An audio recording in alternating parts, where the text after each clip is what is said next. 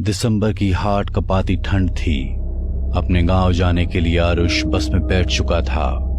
शायद मौसम का ही असर था कि ड्राइवर कंडक्टर के अलावा बस के अंदर सिर्फ 4 लोग ही यात्रा कर रहे थे। बाहर हर तरफ कोहरा ही कोहरा दिखाई पड़ रहा था। यहाँ पर बस 15 मिनट रुकेगी, जिसको फ्रेश होना है हो लो, फिर अगला स्टॉप मऊ होगा। ड्राइवर की बात सुनकर बस में बैठी बाकी सवारियों के साथ आरुष भी उस छोटे से ढाबे पर नीचे उतर गया। यह एक छोटा सा सुनसान ढाबा था जिसके दोनों तरफ सिर्फ जंगल ही जंगल दिखाई दे रहा था। आरुष एक कप चाय पीने की इच्छा से ढाबे के अंदर पहुंच गया था। बस में बैठी बाकी की 3 सवारियां भी वॉशरूम की तरफ बढ़ गई थी। भाई, एक कप मसाला चाय देना। चाय तो है, लेकिन मसाला चाय अभी नहीं है। तो इसमें क्या दिक्कत है, फटाफट बना दो। अरे बाबूजी, आप रेस्टोरेंट में नहीं खड़े हैं, ये जंगल वाला ढाबा है और आप जिस बस में आए हैं वो पूरे 7 मिनट में यहाँ से निकलने वाली है। अरे यार, तुम तो नाराज होने लग गए। अच्छा ठीक है, तुम चाय तो दो। बस में कुल 4 सवारी है, उन्हें भी छोड़ जाएंगे क्या? दुकानदार से चाय का कूलर लेकर वह एक टेबल पर बैठकर चाय पीने लगा। कुछ मिनटों में उसने अपनी चाय खत्म की और ढाबे के बाहर आया तो देखा बस निकल गई है। धूल उड़ाती बस को जाते देख आरुष भी उसके पीछे दौड़ लगा देता है, लेकिन ड्राइवर बस नहीं रोकता। कुछ देर तक बस के पीछे दौड़ने के बाद आरुष वापस ढाबे की ओर मुड़ जाता है। ढाबे के पास आकर वह देखता है कि ढाबे का मालिक ताला लगाकर जा रहा है। अरे भाई, अभी तो बस 5 बजे हैं। अभी से ढाबे में ताला लगाकर कहाँ जा रहे हो? अरे तुम अभी तक यही हो? लगता है तुम्हारी बस छूट गई। अब तो तुम्हारा भगवान ही भला करे। कैसी अजीब सी बात कर रहे हो? आखिर मतलब क्या है तुम्हारा? अरे सर, मैंने आपको बताया ना, ये ढाबा जंगल के बीचों बीच बना हुआ है। अब सुबह होने तक यहाँ से कोई बस नहीं गुजरने वाली है। ये जगह जैसी दिखती है वैसी है नहीं। आप बस इतना समझ लो, दिन ढलने के बाद यहाँ कोई नहीं ठहरता, इसीलिए आपका ड्राइवर भी यहाँ से बस भगा ले गया। अरे भाई, ऐसा क्या है यहाँ जो दिन ढलने के बाद यहाँ से कोई नहीं गुजरता? और उसकी बात का जवाब दिए बगैर ढाबे वाला अपने ढाबे में ताला लगाकर घड़ी की ओर देखते हुए तेजी से वहाँ से निकल जाता है। बड़ा ही अजीब आदमी था। शाम के 5 बजे ही ढाबा बंद करके भाग गया। ऊपर से पता नहीं बिन सर पैर की बातें कर रहा था। गांव के लोग अफवाह फैलाने में 1 नंबर होते हैं, ये तो मानना पड़ेगा। आरुष अपना मोबाइल निकालकर अपनी लोकेशन को चेक करता है तो उसे पता चलता है कि हाईवे से लगते हुए आगे ही एक छोटा सा गांव है। यहाँ तो दोनों तरफ जंगल ही जंगल दिखाई दे रहा है। अगर ढाबे वाले की बात सच थी तो इसका मतलब है अब रात में इस रूट से कोई भी बस नहीं गुजरने वाली है। रात में इस जंगल की रोड पर रुकना सेफ नहीं होगा। ऐसा करता हूँ, गांव में जाकर मदद मांगने की कोशिश करता हूँ। हो सकता है वहाँ मुझे रुकने के लिए कोई जगह मिल जाए। आरुष जंगल वाले रास्ते पर तेज कदमों से चला जा रहा था। शाम के 5:30 बज चुके थे। सर्दियों के दिन होने के कारण दिन ढल चुका था और चारों ओर अंधेरे ने अपना कब्जा जमा लिया था।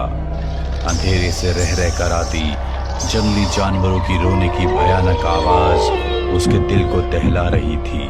अरे यार, लगता है इस जंगल में जंगली जानवर भी हैं, तभी इतना भयानक आवाज सुनाई दे रही है। शायद इसी वजह से अंधेरा होने के बाद यहाँ से कोई बस नहीं गुजरती होगी।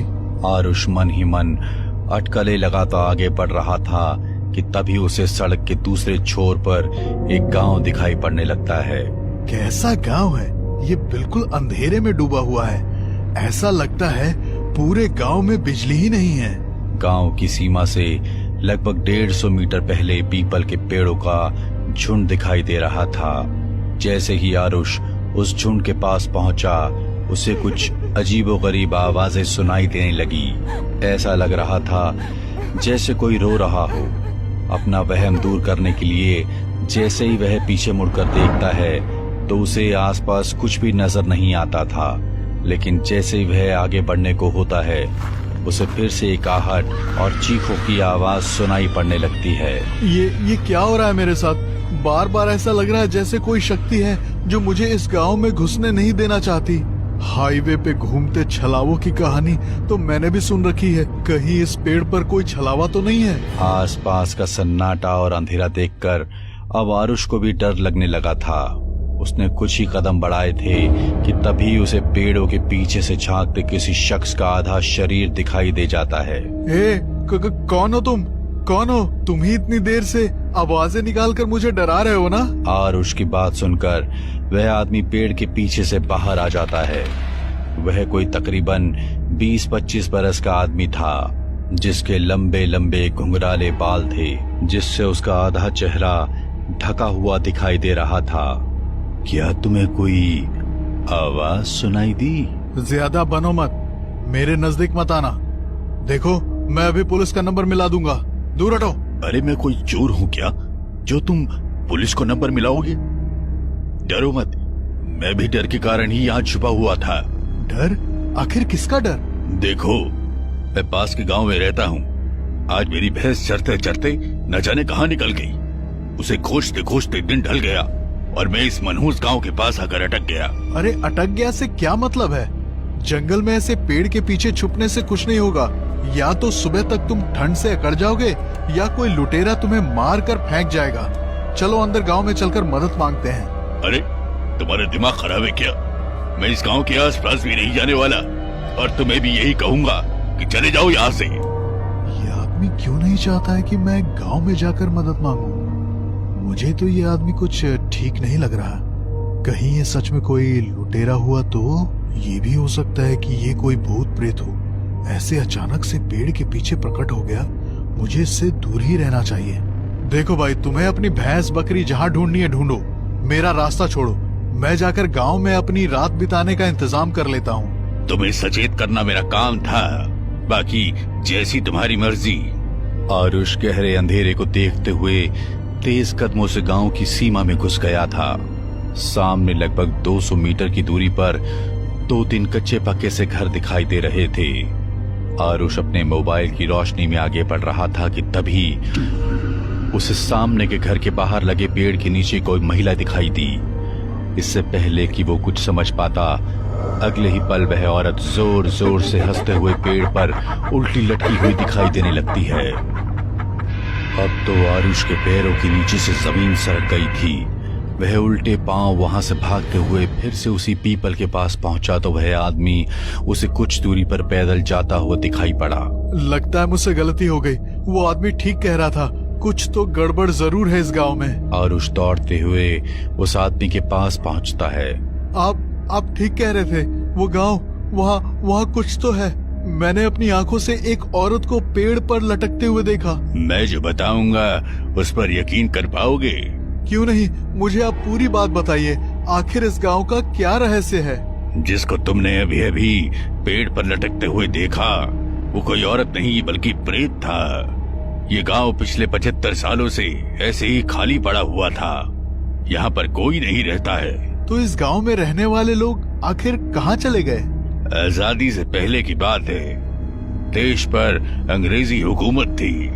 उस अंग्रेजी हुकूमत में जो हिंदुस्तानी अंग्रेजों के तलवे चाटते थे, वो ऐसे छोटे छोटे गांव पर राज किया करते थे। इस गांव में रहने वाली एक लड़की पर एक रोज अंग्रेज वायसराय की नजर पड़ गई। जब गांव के मुखिया को पता चला कि अंग्रेज अफसर गांव की लड़की को पसंद करता है, तो उसने उस लड़की के बाप को खूब डराया धमकाया और उसकी बेटी को अफसर के साथ भेजने के लिए कहने लगा। भाइयों, आज मेरी बेटी पर उस अंग्रेज ने बुरी नजर डाली है। कल को ये किसी भी बहन बेटी के साथ हो सकता है। इसलिए हमें इस अंग्रेज से डरे बिना उसका सामना करना होगा। हमारी बहन बेटियों की इज्जत पर बात आए तो हम चुप नहीं बैठेंगे। हाँ, तुम बिल्कुल ठीक कह रहे हो। हम सब तुम्हारे साथ हैं। हम चुप नहीं बैठेंगे चुप। अगले ही दिन लड़की का पिता पास के गांव में जाकर अपनी बेटी का रिश्ता पक्का कर देता है और दूल्हा बारात लेकर गांव में पहुंच जाता है। हर तरफ खुशी का माहौल था। गांव के सारे लोग शादी में शरीक होने के लिए मंडप में जमा थे। दूल्हा घोड़ी पर बैठा हुआ था कि उसी क्षण मुखिया को यह खबर लग गई कि रूपा की शादी हो रही है। इन लोगों को इतनी हिम्मत हो गई है, मेरे समझाने पर भी ये रूपा की शादी करवा रहे हैं। इससे पहले कि वो गोरा मेरी खाल खींचे, मुझे इन्हें सबक सिखाना होगा। मुखिया अंग्रेज सैनिकों के साथ आधी रात को गांव में घुसा और रूपा के घर पर पेट्रोल को छिड़ककर चारों ओर से आग लगा दी। पूरा का पूरा गांव एक ही दिन में उस आग में खत्म हो गया।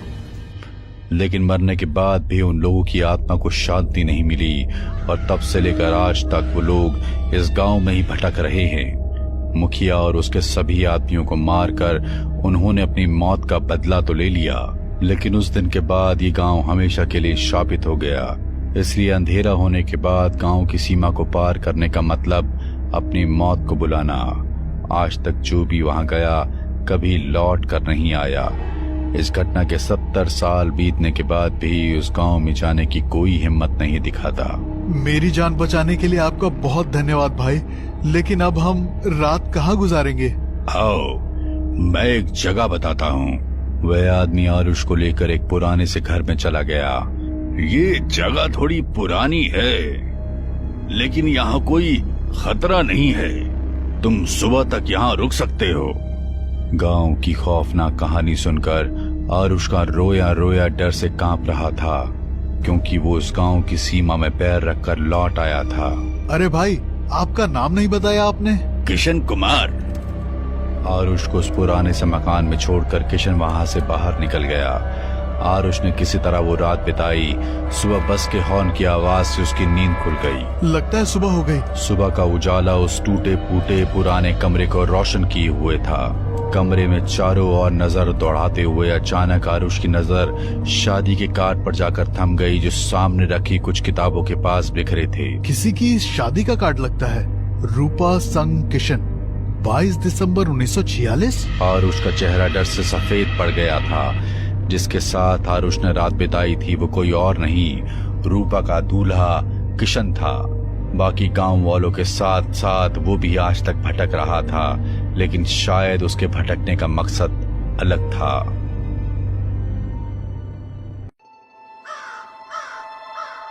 चांदनी रात थी। सब तरफ गहरा सन्नाटा फैला हुआ था। हाड़ कपा देने वाली ठंड बदन को तोड़ रही थी, मगर इस भयानक सर्दी में भी सुरेश के माथे पर पसीने की बूंदें टपक रही थी। वो पुलगांव के किसी कच्चे मकान के आंगन में खड़ा हुआ था। आंगन में बैठे सभी लोग उसे घूर घूर कर देख रहे थे। उसके सामने चारपाई पर एक व्यक्ति लेटा हुआ था, जिसका चेहरा ढका हुआ था। उस व्यक्ति के पास एक बूढ़ा बैठा हुआ सुरेश को देख रहा था। सुरेश ने बड़ी हिम्मत करके पूछा, इसको क्या बीमारी है? बूढ़ा अजीब से अंदाज में बोला, तुम एक डॉक्टर हो, तुम खुद क्यों नहीं देख लेते? तुम्हें मुझसे ज्यादा पता होगा इसको क्या बीमारी है। सुरेश ने जैसे ही उस व्यक्ति के मुंह से कपड़ा हटाया, उसके हलक से दिल दहला देने वाली चीख निकल गई, क्योंकि सामने जो भी था वह यकीन करने के काबिल बिल्कुल भी नहीं था। एक दिन पहले विभा रोज की ही तरह किचन में दोपहर का खाना बना रही थी कि अचानक उसके पति सुरेश ने उसके पास आकर कहा, विभा अपना सामान पैक कर लो, हम आज निकल रहे हैं। निकल रहे हैं? लेकिन कहाँ? अरे मैंने तुम्हें कुछ दिनों पहले बताया तो था कि मेरा ट्रांसफर पुलगांव हो गया है। हम दोनों को आज शाम को जाना है। हाँ तो वो सब तो ठीक है, लेकिन एक छोटे से गांव में ट्रांसफर लेने की क्या जरूरत थी? मैं वहाँ पर अकेले क्या करूँगी?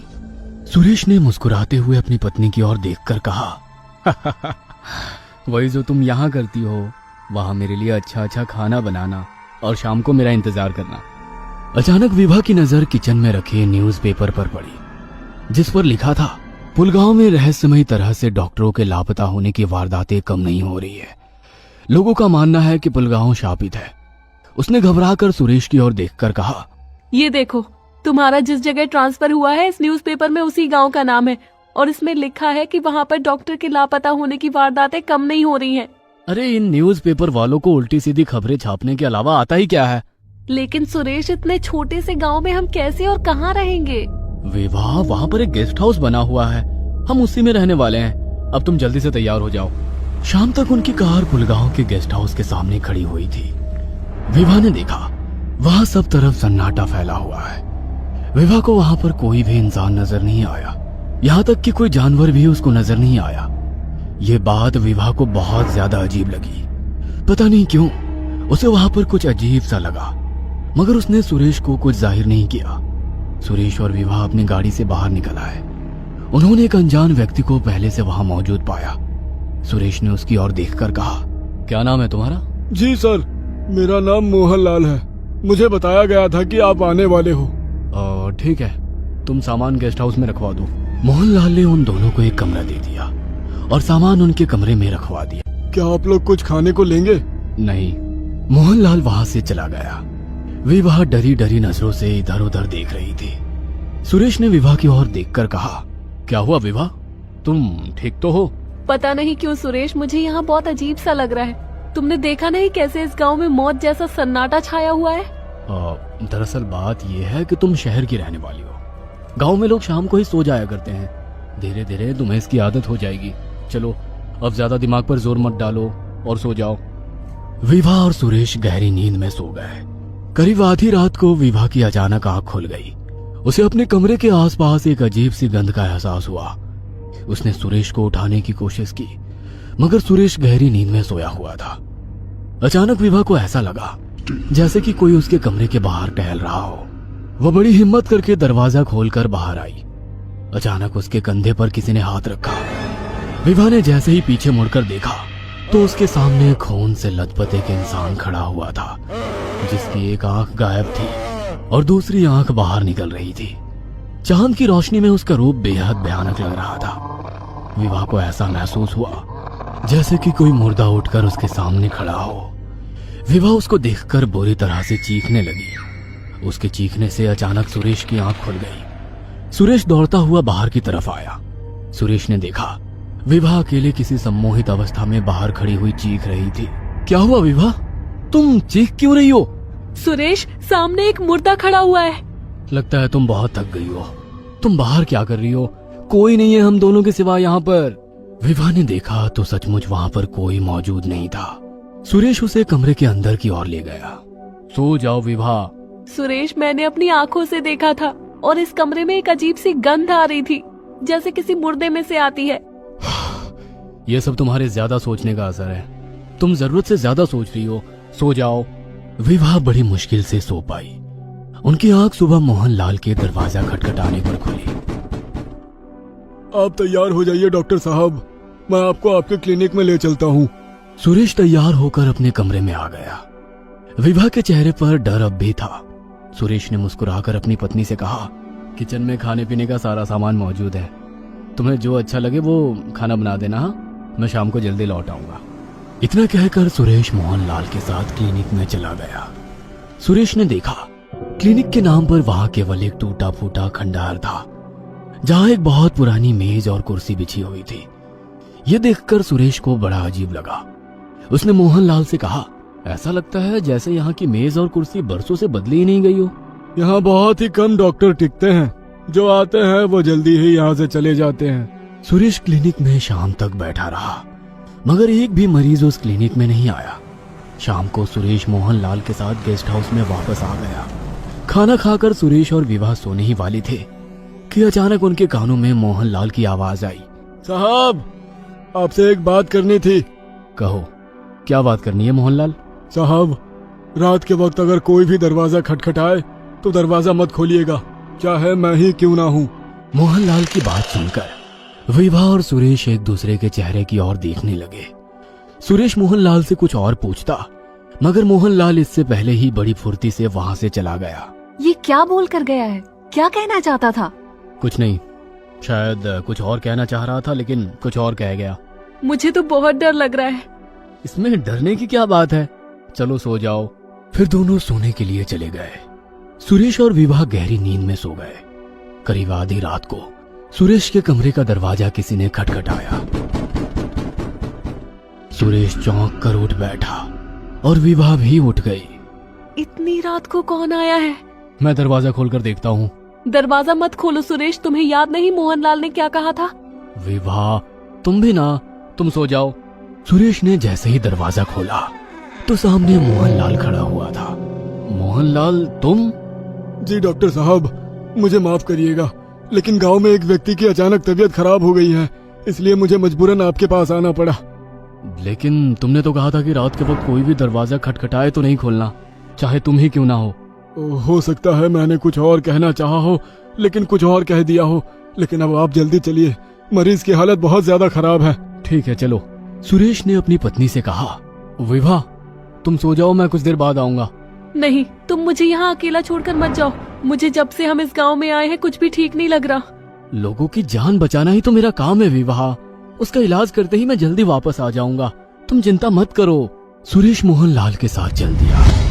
सुरेश ने देखा कि रात का सन्नाटा चारों तरफ फैला हुआ था। गांव में इतनी शांति थी कि उसे ऐसा महसूस हो रहा था जैसे कि वो किसी कब्रिस्तान में आया हो। यहाँ तक कि सुरेश को एक भी कुत्ता तक भौंकता हुआ नहीं दिखाई दिया। मोहनलाल पतली पतली गलियों से होता हुआ एक कच्चे मकान की तरफ रुक गया। सुरेश ने देखा दरवाजा खुला हुआ था। मोहनलाल उस मकान के अंदर चला गया।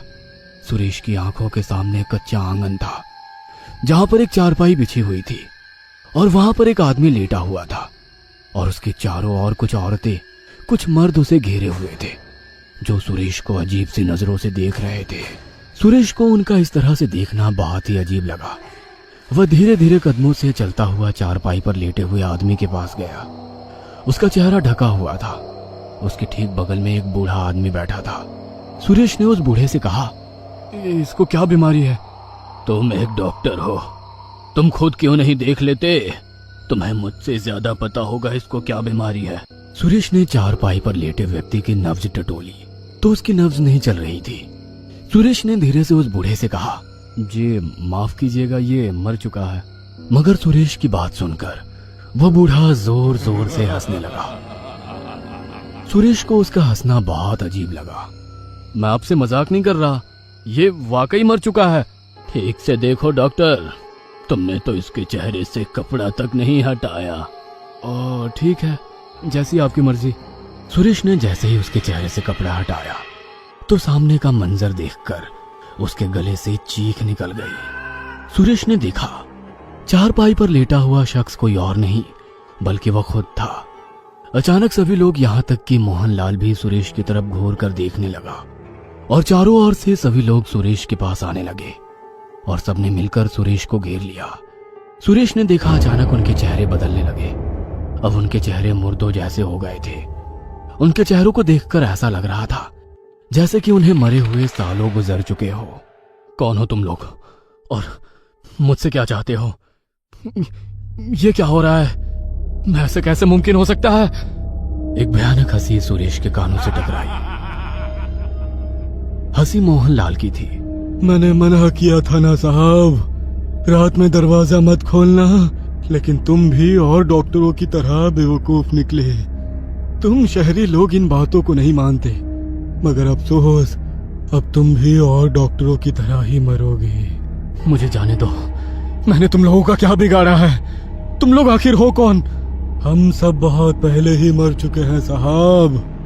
काफी साल पहले जब इस गांव में अकाल पड़ा था तब हम सब लोगों ने भगवान को छोड़कर शैतान की पूजा करनी आरंभ कर दी थी, लेकिन फिर भी हम सब मर गए और उसकी सजा हमें मिली।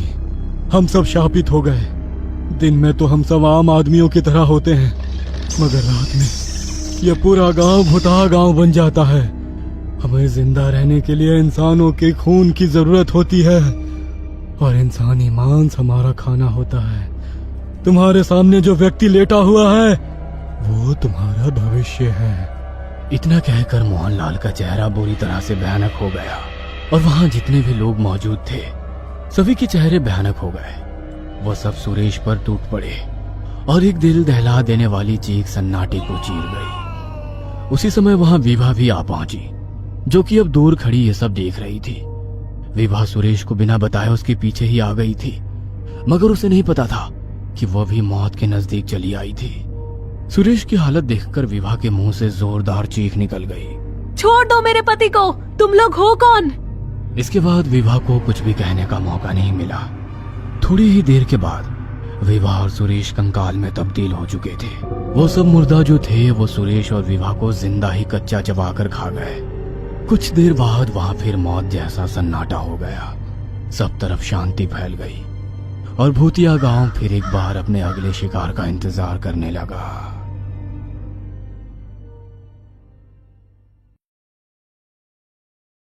21 बरस का सूरज हॉस्टल में रहकर पढ़ाई कर रहा था।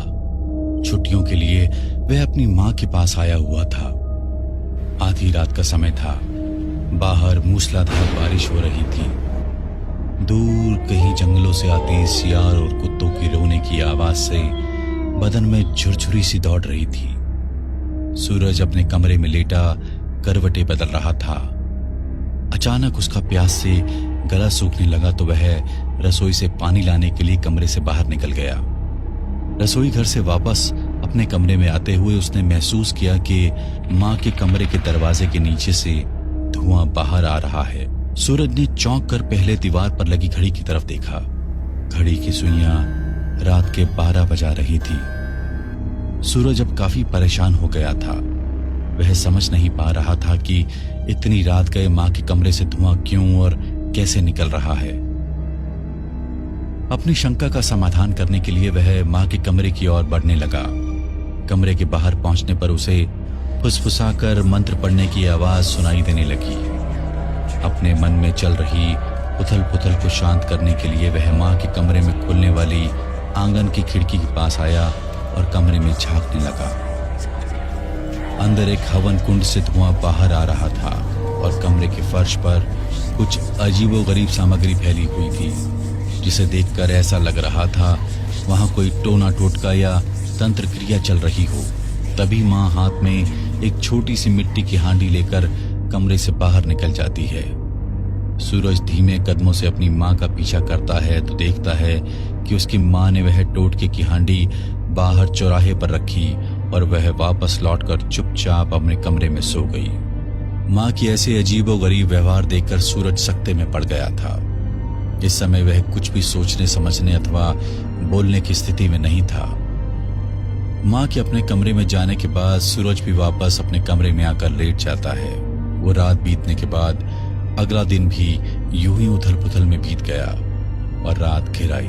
जिज्ञासावश रात के 12 बजे फिर से सूरज खिड़की से अंदर झांकने लगता है।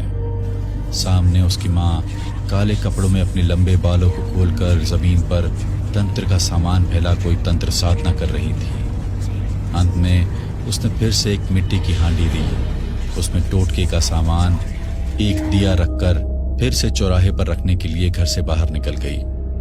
सूरज इसी तरह पूरे 3 दिनों तक अपनी मां की सारी गतिविधियों को देखता रहता है। चौथे दिन अमावस्या का दिन था। घर के आंगन में लगातार रोती हुई बिल्ली किसी अनिष्ट की सूचना दे रही थी। सूरज की मां के सामने तंत्र के सामान के साथ साथ एक काला मुर्गा भी रखा हुआ था। अपनी तंत्र साधना पूरी करने के बाद उसने मुर्गे को काट कर उसकी बलि चढ़ा दी। है मेरे मालिक, अगर आपने चाहा तो अगली अमावस्या को बलि जानवर की नहीं किसी इंसान की होगी। इससे ज्यादा कुछ भी देख पाने की हिम्मत अब सूरज के अंदर बाकी नहीं थी। डरते हुए वह अपने कमरे में लौट आया और आंखें बंद कर सोने की कोशिश करने लगा। काफी देर तक बिस्तर पर करवटें बदलने के बाद उसे नींद आ गई थी। सूरज पूरी ताकत लगाकर दौड़ रहा था। दौड़ते दौड़ते वह बहुत थक चुका था। तभी एक पेड़ के तने से अपनी कमर सटाकर वह हांफने लगता है। अचानक एक लंबी सी चोटी आकर उसके पांव से लिपटने लगती है। सूरज जितना उस चोटी को खुद से दूर रखने की कोशिश कर रहा था, उतनी ही तेजी से वह लिपटते हुए उसके पूरे शरीर को अपनी गिरफ्त में लेती जा रही थी। तभी उसे मंदिर के घंटे की आवाज सुनाई देने लगती है और सूरज का ध्यान कुछ ही दूरी पर बने मंदिर की ओर चला जाता है। ये कोई पुराना सा मंदिर नजर आ रहा था। सूरज कुछ समझ पाता उससे पहले ही उसके ऊपर किसी भयानक आकृति ने छलांग लगा दी, जिसके कारण डर से सूरज के मुंह से चीख निकल गई और उसकी नींद टूट गई। हे भगवान, ये कैसा भयानक सपना था? ये सब क्या हो रहा है मेरे साथ? अपने माथे पर आते पसीने को पोंछकर वह फिर से सोने की कोशिश करने लगता है, किंतु यह सपना इतनी आसानी से सूरज का पीछा छोड़ने वाला नहीं था। अब तो अक्सर ही सूरज को वही सपना नजर आने लगा, जिसके कारण वह बहुत बेचैन सा रहने लगा था। बस बहुत हो गया। आज मैं माँ से अपने सपने का अर्थ जानकर ही रहूंगा। माँ, तकरीबन 1 महीने से मैं आपको देख रहा हूँ। आप हर रोज रात के समय कुछ टोना टोटका करती हैं। ये सब क्या है माँ? अब तो मुझे भी हर रात एक बहुत ही भयानक सपना नजर आने लगा है, जिसमें मैं अपनी जान बचाकर भागता हूँ और फिर एक चोटी आकर मुझे जकड़ लेती है। आप मुझे साफ साफ बताओ माँ, ये सब मेरे साथ क्यों हो रहा है? हो ना हो ये आपके टोने टोटके के कारण ही मुझे ऐसे डरावने सपने नजर आ रहे हैं। लगता है जिस बात को मैंने बरसों से अपनी सीने में दबा कर रखा है, वो बात बताने का समय आ गया है। बेटा, जिससे तुम मेरा टोना टोटका और तंत्र समझ रहे हो, वो कोई टोटका नहीं है, बल्कि तुम्हारी रक्षा के लिए किए गए मेरे प्रयास हैं। क्या आप बहकी बहकी बातें कर रही हो माँ? मैंने खुद अपनी आंखों से तुम्हें वो सब करते हुए देखा है, और मुझे किस बात का खतरा है जो तुम मेरी रक्षा कर रही हो? मेरी बात ध्यान से सुनो। तेरे पिता कोई आम इंसान नहीं थे। उन्होंने शमशान से साधना की सिद्धियां प्राप्त की हुई थी। अपनी सिद्धियों के बल पर वो अक्सर दूसरे लोक में रहने वाली दुष्ट परालौकिक शक्तियों से उलझते रहते थे। एक बार अपनी सिद्धियों के प्रयोग से उन्होंने एक डायन को आकर्षित करके इस लोक बुला लिया। डायन को अपने साथ रखने और उससे लाभ लेने के लिए उन्होंने उसकी चोटी काट कर रख ली थी। लेकिन उनके ऐसा करने से डायन बहुत क्रोधित हो गई और वो तुम्हारे पिता के शरीर में रहने लगी। हर अमावस्या की रात को वो गांव में शिकार करने के लिए निकल पड़ती थी। कुछ ही दिनों में गांव वालों को तुम्हारे पिता के बारे में पता चल गया कि उनके अंदर कोई शैतानी शक्ति है। एक दिन आधी रात गए वो किसी आदमी का शिकार करने के लिए निकले ही थे कि उसी समय गांव के लोगों ने उन्हें रंगे हाथों पकड़ लिया और पीट पीट कर उनकी हत्या करने के बाद उनके शव को मंदिर के पीछे दफना दिया। बेटा, जन्म से ही तुम्हारे अंदर पिता के राक्षसी गुण मुझे दिखाई पड़ने लगे थे। जैसे जैसे तू बड़ा होने लगा तो मुझे तेरी चिंता सताने लगी। मैं नहीं चाहती जिन काली शक्तियों के कारण तुम्हारे पिता की जान गई, तुम भी उसके प्रभाव में आओ। इसलिए तुम्हें उन शक्तियों से दूर रखने के लिए मैं तरह तरह के उपाय करती हूँ। मुझे माफ कर दो माँ। पूरा सच जाने बिना मैंने आप पर शक किया। मुझे आप पर पूरा यकीन हो गया है। आपने जो भी किया होगा मेरी भलाई के लिए ही किया होगा। समय बीतने लगता है और सूरज को कॉलेज की तरफ से एक ट्रिप पर पहाड़ों में भेजा जाता है। यही पास में ही हमारा पुश्तैनी गांव है। एक बार जाकर देखना चाहिए हमारा गांव और घर कैसा था, और वो मंदिर कौन सा है जहां पिताजी को दफनाया गया था। ऐसा सोचकर सूरज अपने गांव डुमरी पहुंच जाता है। जैसे ही सूरज गांव में कदम रखता है, चमगादड़ों के झुंड बेचैन होकर यहाँ वहाँ फड़फड़ाने लगते हैं। कौन हो तुम? तुम तो हूबहू हरीश जैसे दिखते हो। क्या आप उन्हें जानते हैं? हरीश मेरे पिता थे। हाँ बेटा, मैं उसे जानता हूँ। वो मेरा बहुत अच्छा मित्र था। उसके साथ बहुत बुरा हुआ था। लेकिन तुम यहाँ कैसे पहुँचे? तुम्हें तो वो डायन उठाकर ले गई थी ना? ये आप क्या कह रहे हैं? मुझे कोई डायन नहीं ले गई थी काका। मैं तो अपनी माँ के साथ रहता हूँ। नहीं बेटा, उस डायन ने तुम्हारे माँ पापा और दादा दादी को खत्म कर दिया था और तुम्हें उठा कर ले गई थी।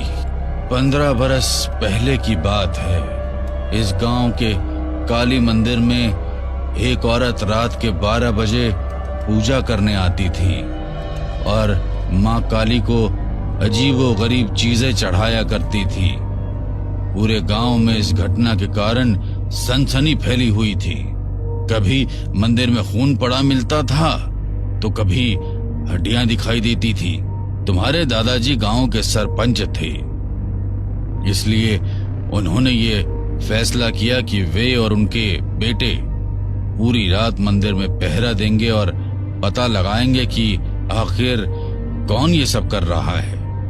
रात घिरी और रात के ठीक 12 बजे एक सुंदर स्त्री इस मंदिर के अंदर घुस गई। उसके हाथों में एक मानव खोपड़ी थी और उसकी लंबी चोटी जमीन पर लहरा रही थी। मंदिर के अंदर जाकर उसने अपनी तंत्र सामग्री वहां रखी और कुछ सिद्धि करने लगी। उस भयानक स्त्री को देखकर पहले तो सरपंच और हरीश भाई घबरा गए, लेकिन बाद में हिम्मत करके उसके सामने गए और गुस्से में उसकी चोटी काट दी। दरअसल वो एक जहरीली डायन थी। उस डायन की चोटी काटने का परिणाम यह हुआ कि अब वह तुम्हारे परिवार के पीछे पड़ गई थी। अमावस्या की रात उसने तुम्हारे घर में घुसकर तुम्हारे दादा दादी, पापा और माँ सबको मार डाला। अब तुम्हारे परिवार में बस तुम ही जीवित बचे थे, परंतु डायन कभी भी अवयस्क बालक की जान नहीं लेती, इसीलिए वो तुम्हें उठाकर अपने साथ ले गई थी। गांव वाले तो यही समझ रहे थे कि उस डायन ने अब तक तुम्हारी जान ले ली होगी। अब मुझे सब कुछ समझ में आ रहा है। जो माँ बनकर इतने सालों से मेरे साथ है वो मेरी माँ नहीं है। अमावस्या के दिन वो मेरी ही बलि देकर अपना बदला पूरा करने की योजना बना रही है। बेटा, उस डायन को खत्म करने का बस एक ही तरीका है।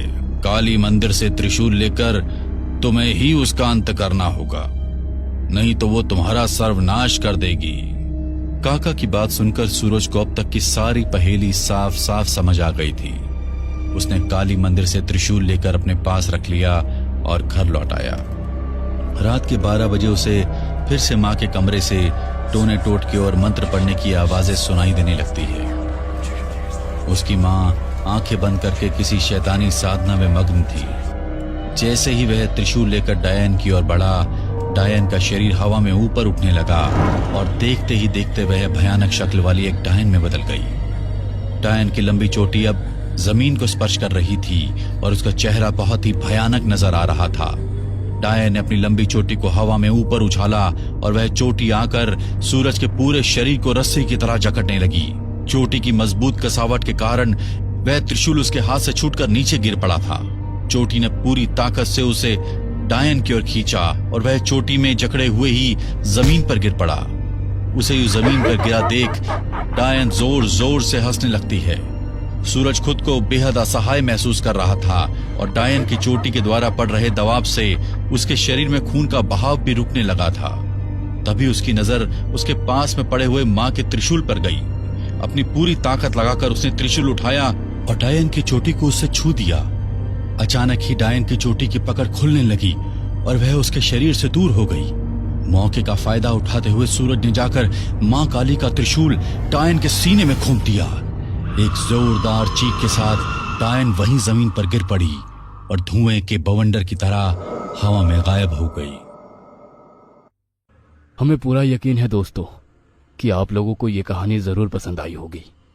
अगर आपके साथ भी कुछ ऐसे अनकहे किस्से हो चुके हैं तो प्लीज हमारे साथ शेयर करें। हम जरूर अपने चैनल पर उनको दिखाएंगे। हमारी ईमेल आईडी नीचे डिस्क्रिप्शन बॉक्स में दी गई है, तो प्लीज हमारे वीडियो और चैनल को शेयर एंड सब्सक्राइब करें और बने रहे हमारे साथ ऐसे ही अनकहे किस्से और कहानियां सुनने के लिए।